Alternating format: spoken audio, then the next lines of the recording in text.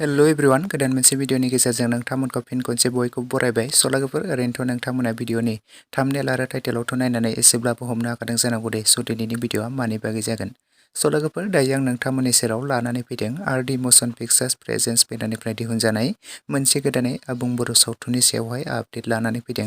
लोगोफोर जाय बर' सावथुननि मुङानो जादों जांख्रिथायनि थैसाम 2 लोगोफोर बे जांख्रिथायनि थैसाम पार्ट 2 आबुं बर' सावथुनावनो जों गाहायै फाव खालामनायखौ नुनो मोनखादों सुखबीर कार्जी, लिंसार बसुमतारी, मनालिसा हाज'वारी, फुजि बसुमतारी आरो लोगोसे गोबांथार फाव खालामगिरिफ्रा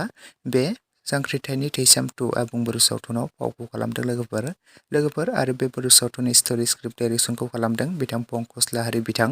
सल'गोफोर नोंथांमोनाथ' बे जांख्रिथायनि थैसाम आबुं बर' सावथुनखौ दाखालि बावैसो श' खालामखाबाय प्रिमियार श' खालामबाय बे बर' सावथुनखौ दासिम सोर नायनानै माबोरै मोनखो कमेन्ट सेक्सनाव लिरना फोरमायहरदो लोगोफोर आरो बे बर' सावथुनखौ गोबां जायगायावनो दायो श' खालामगासिनो नोंथांमोनाबो जुदि नोंथांमोननि जायगायाव सोरबाफोर श' खालामनो गोसो जादोंब्ला बिथांमोननि होखानाय कन्टेक्ट नाम्बाराव नोंथांमोना खौरां लानानै बुकिं खालामनो हागोन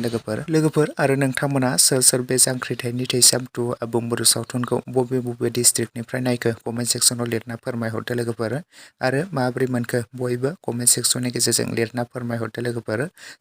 लोगोसेनि दिनैनि शर्ट आपडेट भिडिअ बेखिनियावनो भिडिअखौ नायनो जुदि नोंथांमोना मोजां मोनदोंब्ला लाइक खालामदो शेयार खालामदो लोगोसे चेनेलाव गोदानै फैदोंब्ला साबस्क्राइब खालामनानै खाथिनि बेल आइकनखौबो अलाव प्रेस खालामना लादो जाहाथे नोंथांमोना बेफोरबायदिनो माखासे गोदान फैनो गोनां आबुं बर' सावथुनफोरनि आपडेटखौ बे चेनेलाव मोनथिनो मोनबाय थायो।